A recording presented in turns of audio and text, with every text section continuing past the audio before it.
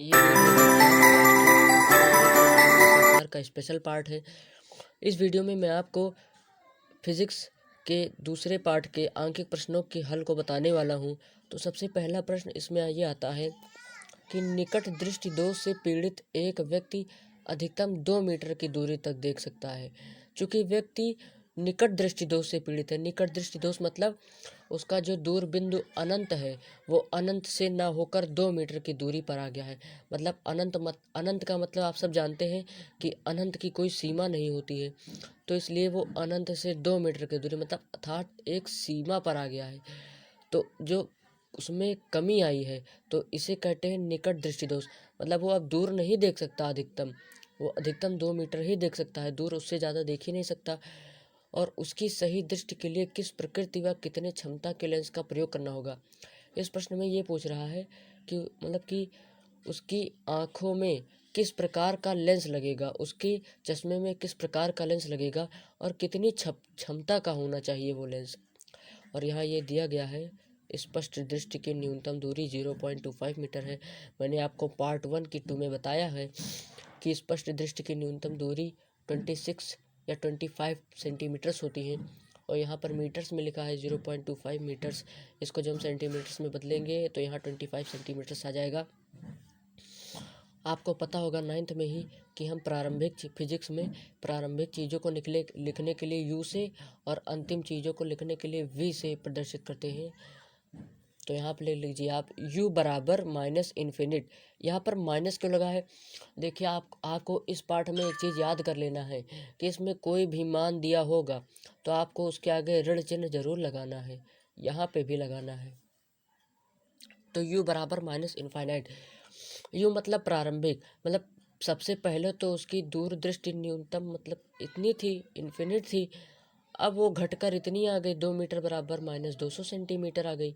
तो ये v मतलब अंतिम वाला हो गया, प्रारंभिक दृष्टि अंतिम दृष्टि। अब हमको क्या निकालना है? फोकस निकालना है, फोकस दूरी। जब तक हम फोकस दूरी नहीं निकालेंगे हमें ये नहीं पता चलेगा कि लेंस अवतल है कि उत्तल है। तो इसके लिए एक विशेष फार्मूला होता है, इसे आप लोग याद कर लीजिए लेंस सूत्र से। तो इस सूत्र का ये होता है सूत्र 1/f equal to 1/v minus 1/u, 1/v minus 1/u। तो 1/f ऐसे ही लिख दिया गया है और 1/v के जगह पर 1/-200 लिख दिया गया है और माइनस फिर 1 माइनस 1/u के जगह पर 1/- इन्फिनिट लिख दिया गया है। अब ये देखिए 1/f इक्वल टू 1/-200 प्लस, यहाँ पर देखिए माइनस और माइनस का गुणा प्लस हो गया तो इसलिए यहाँ पर प्लस लगा के 1/इन्फिनिट कर दिया गया है। फिर 1/f इक्वल टू 1/-200 प्लस 0। चूँकि 1/इन्फिनिट इक्वल टू 0 इसलिए यहाँ पर 1/इन्फिनिट की जगह पर 0 लिख दिया गया है। और f बराबर माइनस, देखिए इसके बराबर इतना और इसके बराबर इतना। अगर हम इसी चीज़ को उल्टा कर दें मतलब 1/f को f/1 कर दें तो यहाँ पर आ जाएगा -200/1। 1 का कोई महत्व नहीं रह जाएगा तो इसलिए हम यहाँ पर -200 सेंटीमीटर इक्वल टू -2 मीटर या -2 लिख सकते हैं। ये प्रश्न यहीं तक था। अब आते हैं दूसरे प्रश्न में। एक व्यक्ति अपने नेत्रों से 40 सेंटीमीटर से कम दूरी पर स्थित पुस्तक के अक्षरों को अच्छे से नहीं देख सकता। उसकी दृष्टि में कौन सा दोष है? इस दोष का निवारण करने के लिए उसे किस एक व्यक्ति अपने नेत्रों से 40 सेंटीमीटर से कम दूरी पर स्थित पुस्तक के अक्षरों को अच्छे से नहीं देख सकता। उसकी दृष्टि में कौन कौन सा दोष है? इस दोष का निवारण करने के लिए उसे किस प्रकार का तथा कितनी क्षमता के लेंस का प्रयोग करना चाहिए? एक व्यक्ति अपने नेत्रों से 40 सेंटीमीटर से कम नहीं देख पाता है। आप सबको पता है कि स्पष्ट दृष्टि की न्यूनतम दूरी 25 सेंटीमीटर होती है, लेकिन वो तो 40 से कम देख ही नहीं सकता है, अर्थात उसे दूर दृष्टि दोष हुआ है। मतलब उसका 40 सेंटीमीटर का जो दूर बिंदु था वो 40 मतलब कि जो 25 सेंटीमीटर जो उसका निकट दृष्टि थी वो निकट दृष्टि पर ना होकर वो दूर चली गई, 40 सेंटीमीटर पर विस्थापित हो गई। तो तो उसकी निकट दृष्टि का दूरदृष्टि के पैमाने पर स्थिर हो जाना ही दूरदृष्टि दोष है। तो आप सब जानते हैं कि प्रारंभ मतलब कि प्रारंभिक मतलब सबसे पहले वो किस पैमाने पर देखता था, 25 सेंटीमीटर के पैमाने पर, लेकिन अब बढ़कर 40 सेंटीमीटर हो गया है। तो पहले वाले को हम u से लिखेंगे, तो u बराबर -25 सेंटीमीटर और v बराबर -40 सेंटीमीटर। और f हमको निकालना है, क्योंकि हमको लेंस किस प्रकार का है इसे निकालने के लिए हमको f निकालना पड़ेगा। तो लेंस सूत्र द्वारा 1/f = 1/v - 1/u। तो यहाँ पर इक्वल टू 1/-40 -1/-25 1/-40 इक्वल टू, देखिए यहाँ माइनस और माइनस दो चिन्ह थे, आप जानते हैं माइनस माइनस प्लस, तो यहाँ प्लस आ गया है +1/25। इसका एलसीएम लेने पर आता है 200 -5 प्लस ये देखिए 40 पंचे 200, तो यहाँ पर आ गया माइनस माइनस प्लस के 5 और प्लस पर आ गया -25 अट्ठे 200 होता है, मतलब 25 में जब 8 से गुणा करेंगे तो 200 आएगा। तो 25 अट्ठे 8 कम 8, तो प्लस और माइनस माइनस, तो यहाँ पर हो जाएगा -3/2 f हो जाएगा। f निकल आएगा जब इसे काटेंगे, तो यहाँ पर देखिए 1/f = 3/2, तो f = 2/3। तो जब 3 से 2 में मतलब 2 में 3 से भाग देंगे तो 6.67 सेंटीमीटर्स आ जाएंगे। अब हमको इसकी क्षमता निकालना है, तो यहाँ पर जगह नहीं, इसलिए हम यहाँ निकाल लेते हैं p = 1/f। चूँकि f मीटर में निकालना है तो इसलिए हम ले लेते हैं 1/2/3। आप चाहे इसको ले लीजिए और चाहे आप इसको ले लीजिए, क्योंकि इसी को जो हमने हल किया है तो यहाँ ये आया है। तो आप अगर सरलतम विधि से निकालना चाहते हैं तो आप इसी को ले लीजिए, अगर इसको ले लेंगे तो इससे आपका और जल्दी निकल आएगा। तो यहाँ 1/2/3, तो 3 चला गया ऊपर, तो 3/2, जब 3 में 2 से भाग दिए तो 1.5 डी आ गया। 1.5 डायोप्टर इसकी क्षमता हो गई। अब आते हैं हम नेक्स्ट क्वेश्चन पर। एक मनुष्य चश्मा पहनकर 25 सेंटीमीटर की दूरी पर रखी पुस्तक को स्पष्ट पढ़ सकता है। चश्मे में प्रयुक्त लेंस की क्षमता -2.0 डी है, डायोप्टर है। बिना चश्मे के मनुष्य किस दूरी पर रखी पुस्तक को पढ़ सकता है। अब इस प्रश्न के हल को हम देखते हैं कि उसका क्या ज्ञात है। क्षमता ज्ञात है, लेंस की क्षमता ज्ञात है, तो लेंस की क्षमता का सूचक होता है P। तो हम लिख लेंगे P = -2.0 डी। और क्या ज्ञात है, U है मतलब प्रारंभिक दृष्टि, U = -25 सेंटीमीटर। अब हमको P के द्वारा निकाल लेना है, तो P = 100/f सेंटीमीटर में। यहाँ पर मैंने थोड़ा शॉर्टकट का प्रयोग किया है। आप सब जानते हैं कि 1/f होता है, लेकिन इसको चाहिए था मीटर में, तो हमने इसको मतलब कि ये देखिए ये कितना दिया 1/f, तो f निकालने के लिए, और यहाँ पर f शायद नहीं दिया होगा, यहाँ पर f नहीं दिया होगा, तो इसलिए हम f और p लगभग बराबर होते हैं। तो क्योंकि p और f अनुक्रमानुपाती होते हैं, इसलिए हम f के जगह पर -2.0 लिख सकते हैं, 2.0 डी। तो यहाँ पर हम लिख लेंगे 100/-2.0 डी। यहाँ हम इसको ऐसे भी लिख सकते हैं, इसको मतलब p बराबर 1/f करके इसको इतना भी लिख सकते हैं, और यहाँ पर आ जाएगा -50 सेंटीमीटर। इस तरह से आपका निकला है फोकस। तो आप जानते हैं फोकस क्यों निकाला जाता है, क्योंकि लेंस किस प्रकृति का है, अवतल है या उत्तल है। अब आते हैं हम दूसरे पर। अतः चश्मे में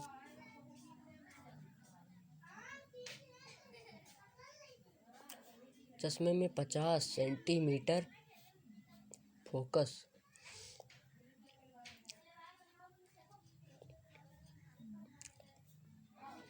का लेंस लगा है, फोकस का अवतल लेंस लगा है। अब पता है माइनस में आएगा तो अवतल होगा।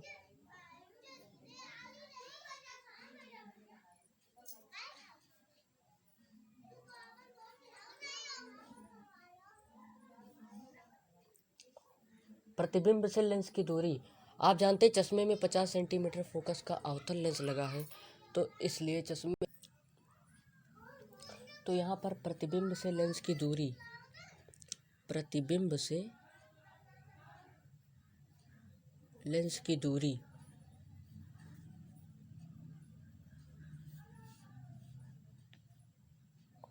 लेंस की प्रतिबिंब से लेंस की दूरी बराबर v हो जाएगी। v बराबर क्वेश्चन मार्क, क्योंकि v हमको निकालना है।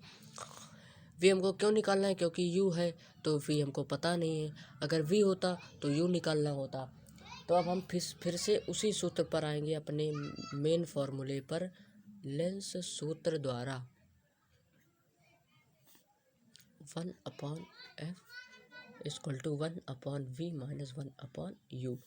तो 1/f है -50 centimetres equal to 1/v minus 1/-25, 1/-50 equal to 1/v minus minus plus 1/25 centimetre.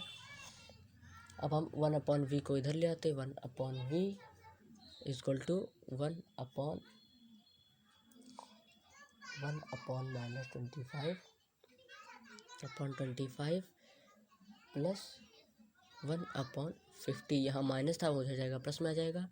1/v equal to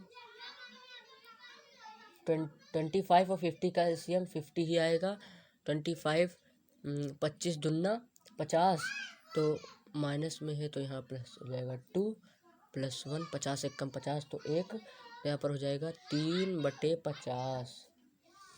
3/50 1/v equal to 3/50। आप यहाँ पर देख सकते हैं, अगर 1/v इक्वल टू 3/50 हो सकता है, तो हम v/1 इक्वल टू 50/3 कर दें और फिर 3 इसी में भाग दे दें, तो यहाँ पर हो जाएगा -1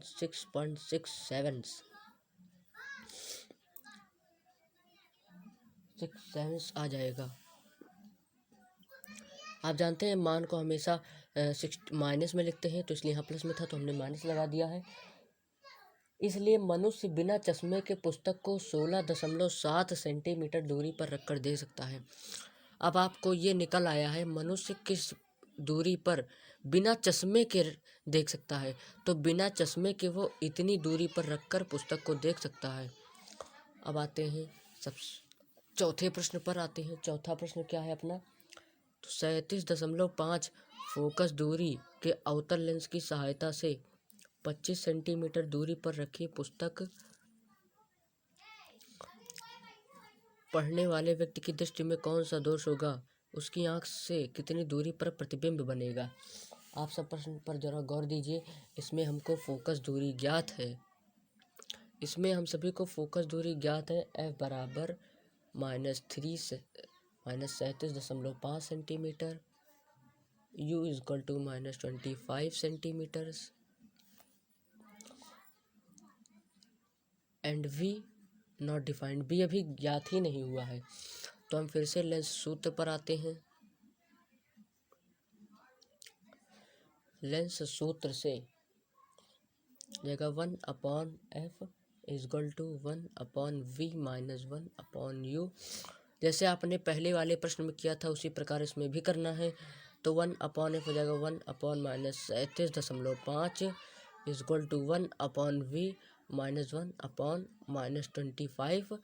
तो 1/-37.5 इक्वल टू 1/v प्लस 1/25 पर 1/v इक्वल टू 1/25 प्लस 1/37.5। अगर हम 25 और 37.5 का एलसीएम लेते हैं तो यहाँ पर आ जाएगा 75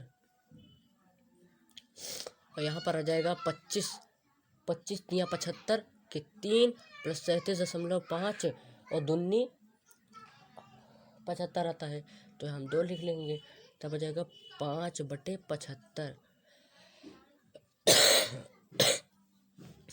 आप लोग यहाँ देख लीजिए, अगर 1/v इक्वल टू 5/75 हो सकता है, तो हम इसको अगर ऐसे लिख लें, v/1 इक्वल टू 75, यहाँ ये 75 है, 75/5, तो 15×5 = 75 होता है।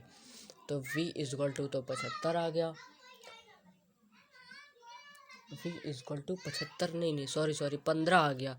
तो आपको यहाँ भी पता चल गया होगा कि व्यक्ति बिना चश्मे के आँख से 15 सेंटीमीटर दूरी पर प्रतिबिंब बनेगा और वहीं वो उस वस्तु को देख सकता है। इसका जो अंतिम बिंदु है, ये जो होता है, ये अगर ये निकल आए तो इससे ये पता चल जाता है कि जो वस्तु का प्रतिबिंब है वो इसी दूरी पर बना है। हम आते हैं नेक्स्ट प्रश्न पर, जो है आंकिक प्रश्न का सबसे आखिरी प्रश्न है। एक व्यक्ति के लिए दूरबिंदु अनंत पर है। उसके नेत्र लेंस की समंजन क्षमता परिसर 50D से 60D है। इस व्यक्ति के लिए निकट बिंदु क्या होगा? नेत्र गोलक का व्यास 2 सेंटीमीटर। आप सबको मैंने बताया होगा, पार्ट 2 या 3 में बताया होगा कि नेत्र गोलक क्या होता है। जो लेंस होता है वो गोलाकार होता है, तो उसे ही नेत्र गोलक कहते हैं।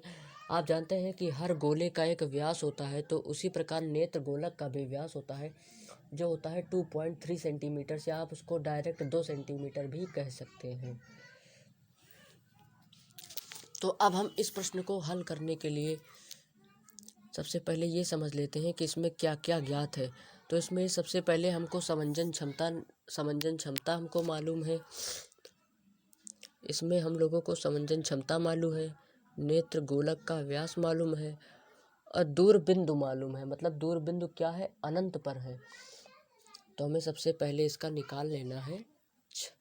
हमको जो जो ज्ञात है उसे लिख लेना है।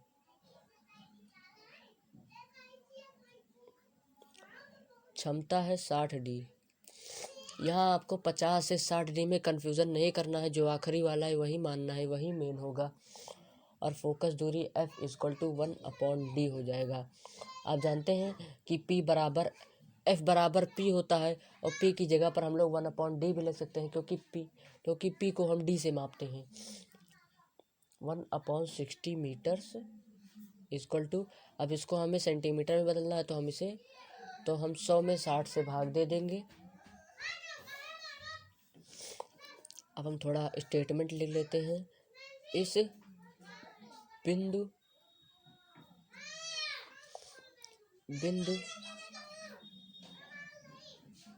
बिंदु पर प्रतिबिंब रेटिना पर बनेगा, जो लेंस से दूर है। रेटिना पर बनेगा,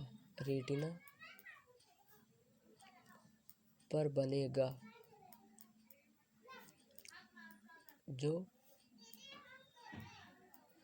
लेंस से दूर है। अतः यहाँ पर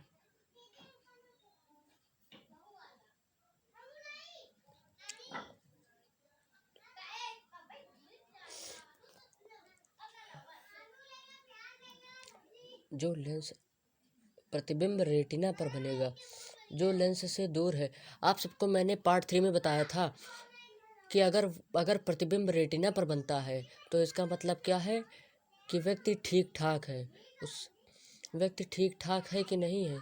ठीक ठाक नहीं है, वो इलाज के दौरान ठीक हुआ है। इसमें आपको ये देखिए, प्रश्न में आपको क्या पता चलता है? समंजन क्षमता 50 से 60D है। मतलब आपको उसकी क्षमता मालूम है, और क्षमता मालूम का मतलब है कि उसका मतलब उसे पहले दूरदृष्टि दोष हो चुका है। तो अगर प्लस में आ रहा है तो उत्तल लेंस का प्रयोग करेगा। चूँकि यहाँ पर डी पहले से ही ज्ञात है, तो आपको पता चल जाना चाहिए कि व्यक्ति पहले इस दोष से पीड़ित था, बाद में उसने इलाज कराया, फिर ठीक हुआ। तो यहाँ पर हम लिख लेंगे v इक्वल टू +2 सेंटीमीटर्स और f इक्वल टू 100/60 सेंटीमीटर्स और u equal to question mark. अब हम लेंस सूत्र से निकाल लेते हैं। तो 1/f equal to 1/v - 1/u। 60/100 1/f की जगह पर हम लोगों ने इसे उलट दिया है, ये देखिए यहाँ पर। तो जब हम इसे उल्टेंगे तो ये भी उलट जाएगा। तो 60/100 इक्वल टू 1/2 माइनस 1/u हो जाएगा। माइनस 1/u इक्वल टू 60/100 हो जाएगा, और माइनस 1/2 हो जाएगा, ये उधर चला जाएगा। इक्वल टू माइनस 60 माइनस 50, यहाँ प्लस रहेगा और यहाँ इक्वल टू हो जाएगा 100 इक्वल टू 10/100। तो यहाँ माइनस 1/u इक्वल टू 1/10। तो u इक्वल टू आ जाएगा -10 सेंटीमीटर्स। अतः व्यक्ति का निकट बिंदु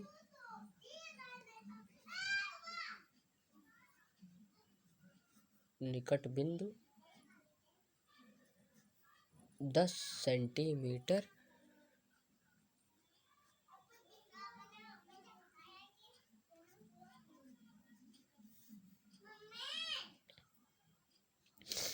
इस चैनल में बस इतना ही।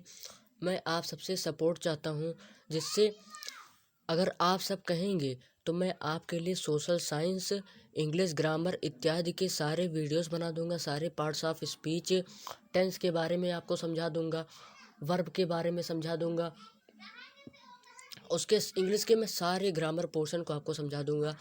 अगर आप कहेंगे कि सोशल साइंस पर बनाइए तो मैं उस पर भी सारे वीडियोस बना दूंगा। इसके लिए आपको मेरे चैनल को लाइक, सब्सक्राइब, अगर आपको ये सब वीडियो चाहिए तो मुझे कमेंट कीजिए। मैं जानता हूँ कि इस वीडियो में आपको बहुत सारी दिक्कतें आ सकती हैं, क्योंकि मैं अपने फ़ोन को हाथ में लेकर वीडियो बना रहा हूँ, इसलिए मेरा फ़ोन थोड़ा हिल जाता है।